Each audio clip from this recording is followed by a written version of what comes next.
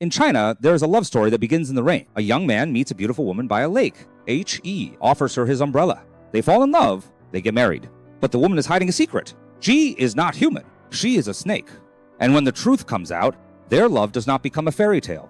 It becomes a tragedy. This is the legend of the white snake, one of the most famous and haunting stories in Chinese folklore. The story begins at West Lake. In the city of Hangzhou, day during a spring rain, a young scholar named Shu Xian meets a woman named Bai Su-shen. She is graceful, gentle, and strangely calm. With her is a lively companion, Xiaoting. Xuxian is immediately drawn to her. In many versions of the story, it is a simple moment that brings them together. A borrowed umbrella, a few words in the rain, a glance that lingers too long. It feels small, almost ordinary. But in Chinese folklore, ordinary moments are often where the supernatural enters the world. Shu Xian does not know it yet, but Bai Su-shen is no ordinary woman. She is a white snake spirit who has spent centuries cultivating power, discipline, and human form. For 1,000 years, she has trained, transformed, and endured. And now, at last, she walks among humans as a woman. Not to destroy them, not to feed on them, but to love. That is what makes this story different. The white snake is not a monster in the usual sense. She does not arrive as a beast in the dark. She does not hunt villagers. She does not crave blood. She wants something more dangerous. A human life.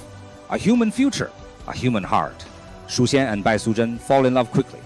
They marry. They begin a life together. In some versions, they open a medicine shop and help the sick. Their life is peaceful, happy, even, and for a while it seems the impossible has happened. A human and a spirit have crossed the boundary between their worlds and found something real. But stories like this never remain peaceful for long. Because in Chinese folklore, love is powerful, but so are the laws of heaven, the rules of nature, and the people who believe those rules must never be broken. That is where Fahai enters the story. Fahai is a Buddhist monk. In many versions, he is not portrayed as evil in the simple sense. He believes he is right. He believes spirits and humans should not be together. He believes Bai Su-shen's very existence inside a human marriage is unnatural. And like many dangerous men in folklore, he is frightening precisely because he thinks he is saving the world. Faha. I sees what Xuxian cannot. He knows Bai Su-shen is not human. He knows Xiaoting is not human either. And he decides that this marriage must end. So he begins to interfere. Vans, Su-xian. He plants suspicion. He pushes the story toward revelation. Then comes the most famous moment in the legend. The Dragon Boat Festival. In Chinese tradition, this festival is associated with summer heat, ritual, protection, and certain substances believed to drive away evil. One of them is real gar wine. In the legend, Fahai persuades or pressures Shu Xian to have Bai Su-shen drink it, and when she does, she can no longer maintain her human form. The illusion breaks, the beautiful wife disappears, and in her place is a giant white serpent. Imagine the horror of that moment. The woman you love, the woman you married, the woman whose face you trusted, suddenly revealed as something ancient, cold, and inhuman. Shu Xian sees her true form and collapses in terror. In many versions of the story, he dies from the shock. That is the turning point. Until this moment, the story feels like a forbidden romance. After this moment, it becomes something darker, because Bai Su-shen's love is real, and now she must prove it in a world that has already judged her. She does not abandon Shu Xian. She does not flee. Instead, she tries to bring him back. In some tellings, she travels to sacred mountains to steal a magical herb or immortal medicine that can restore his life. This matters, because it changes the meaning of the story. Bai Su-shen is not simply a spirit pretending to love a human. She is willing to risk everything for him. The supernatural in this tale is not the threat. Love is what drives the story forward. Love is what breaks rule. Love is what provokes punishment. And once Shu Xian returns, the conflict only grows worse. Fhai is not finished. He separates the couple again, often by taking Shu Xian into Jinshan Temple. Now the story expands from intimate tragedy into mythic confrontation. Bai Su-shen does not accept the separation. She goes to the temple. She demands her husband back. Fahai refuses. So the white snake does something unforgettable. She unleashes her power. In one of the most dramatic scenes in Chinese folklore, Bai Su-shen floods Jinshan Temple. Water rises.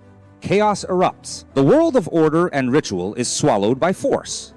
This is not just spectacle. It is the moment when love becomes war. A spirit who wanted an ordinary human life is now standing against religion, against judgment, against the structure of the world itself. But even then, she cannot fully win. In many versions, Bai Su-shen is pregnant during this struggle.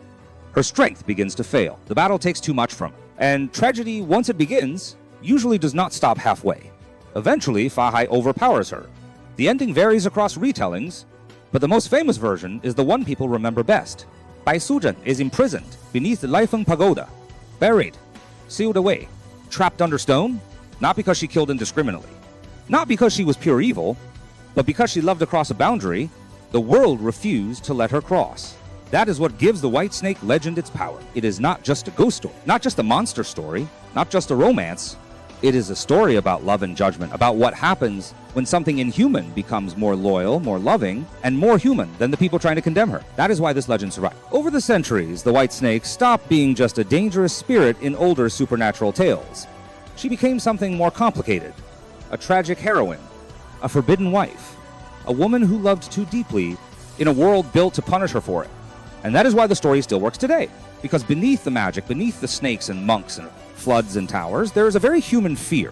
What if love is real, but the world still says it should not exist? What if the person judged as dangerous is the one who loved most honestly? What if the monster is not the creature in the story, but the force that tears two people apart? That is the true darkness of the White Snake. Not that she was a serpent, but that even after becoming human in every way that mattered, it still was not enough. At Westlake, the reign began with an umbrella. At Laifeng Pagoda, it ended with a prison. This was The Legend of the White Snake, one of China's most haunting love stories. A story of desire, transformation, fear, and punishment. And in Midnight China, it is only the second door we open, because there are many more stories waiting in the dark. Stories of fox spirits, painted skins, haunted places, and things that wear a human face for reasons you should never trust. If you want more dark stories from China, subscribe to Midnight China, and I'll see you in the next story.